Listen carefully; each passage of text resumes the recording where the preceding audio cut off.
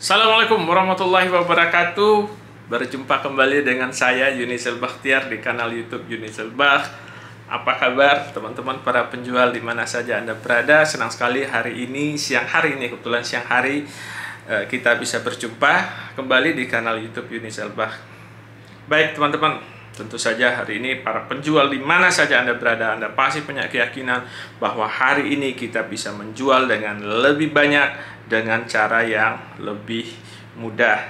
Baik, teman-teman, pada kesempatan siang hari ini waktunya sebentar saja karena saya sebentar lagi harus berangkat ya. Ada satu training yang harus saya berikan. Dan siang hari ini saya masih di kos tercinta di Kota Bekasi.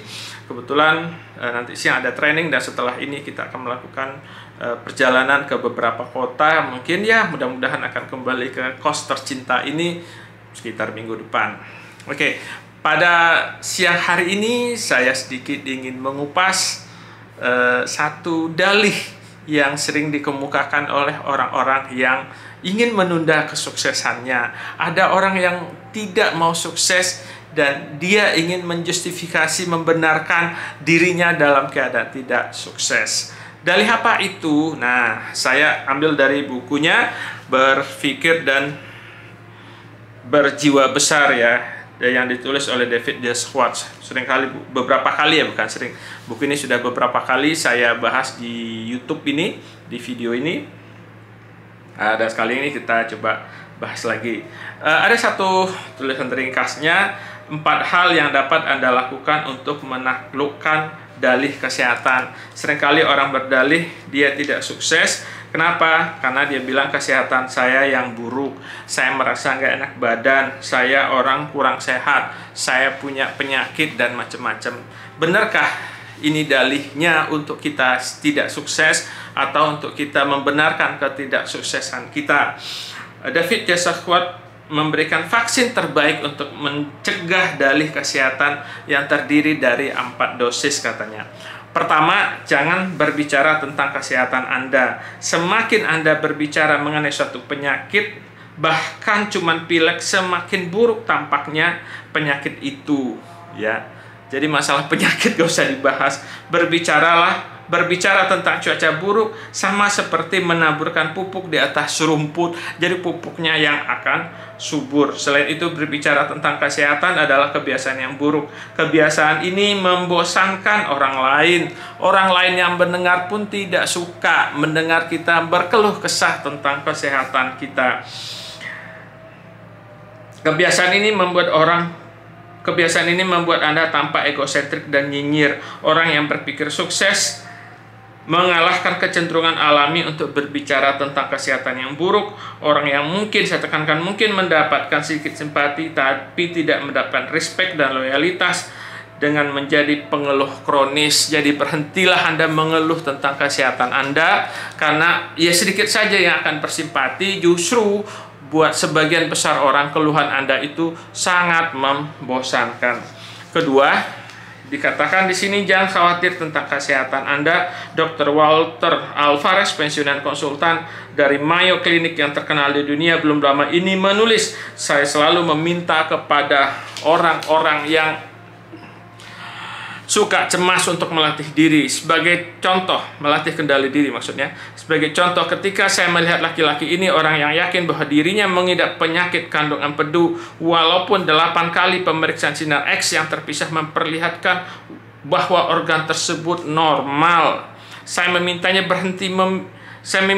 berhenti meminta agar kandung empedunya diperiksa dengan sinar X. Saya meminta ratusan orang yang khawatir mengenai jantung mereka untuk berhenti menjalani elektrokardiogram. Berhenti kita mencemaskan tentang penyakit-penyakit yang akan hinggap pada diri kita. Karena semakin kita memikirkan penyakit itu, sangat boleh jadi penyakit yang akan hinggap betulan.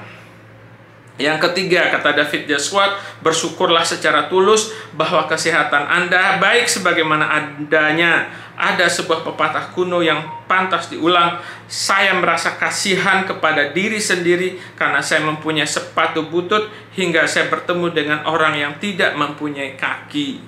Ya, punya sepatu butut pun menjadi hal yang pantas disyukuri jika dibandingkan dengan orang yang tidak punya kaki. Nah, daripada mengeluh tentang perasaan tidak enak badan, jauh lebih baik Anda bersyukur bahwa hari ini, bahwa saat ini Anda sehat sebagaimana adanya sekarang. Hanya dengan bersyukur akan kesehatan yang Anda miliki merupakan vaksin yang manjur terhadap perkembangan penyakit baru dan penyakit yang sesungguhnya. Sepertinya saya ingin membahas tentang wabah kemarin ya, tapi saya nggak mau ya. Saya juga punya pengalaman, saya selalu mendoktrin diri saya ketika wabah kemarin melanda, tanpa bermaksud sombong, tapi saya yakinkan insya Allah saya nggak kena, insya Allah saya nggak kena, insya Allah saya nggak kena. Tapi saya nggak tahu saya kena apa tidak ya. Tapi yang penting, yang pasti selama aktivitas wabah kemarin, alhamdulillah aktivitas saya masih berjalan normal dan saya tidak pernah didiagnosis positif. Dan yang keempat, sering-sering ingatkan diri Anda bahwa jauh lebih baik letih karena bekerja daripada letih karena menganggur. Hidup adalah untuk dinikmati, jangan disia-siakan, jangan melewati hidup. Jangan melewatkan hidup dengan berpikir diri Anda akan terbaring di ranjang rumah sakit.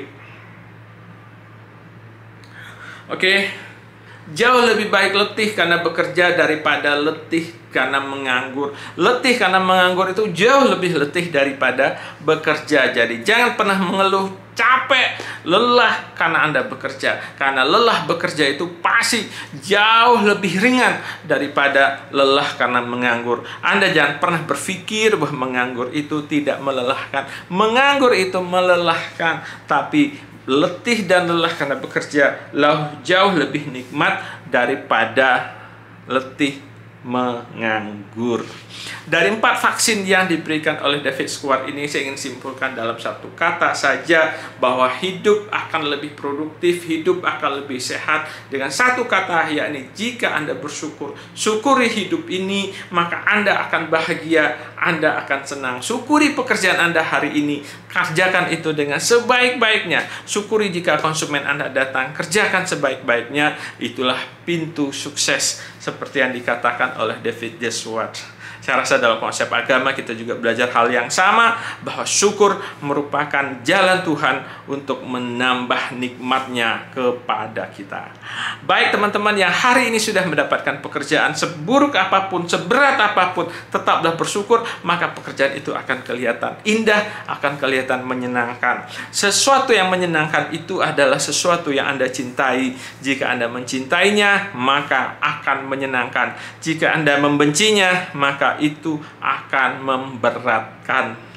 Oke, mudah-mudahan video singkat yang kita buat saat-saat saya akan berangkat, ya udah pakai rapi nih, udah pakai batik karena kita mau ada kegiatan, mudah-mudahan bermanfaat buat kita semua. Kami tunggu kolaborasinya dalam bentuk subscribe, like, and share. Kita bertemu di video berikutnya. Assalamualaikum warahmatullahi wabarakatuh.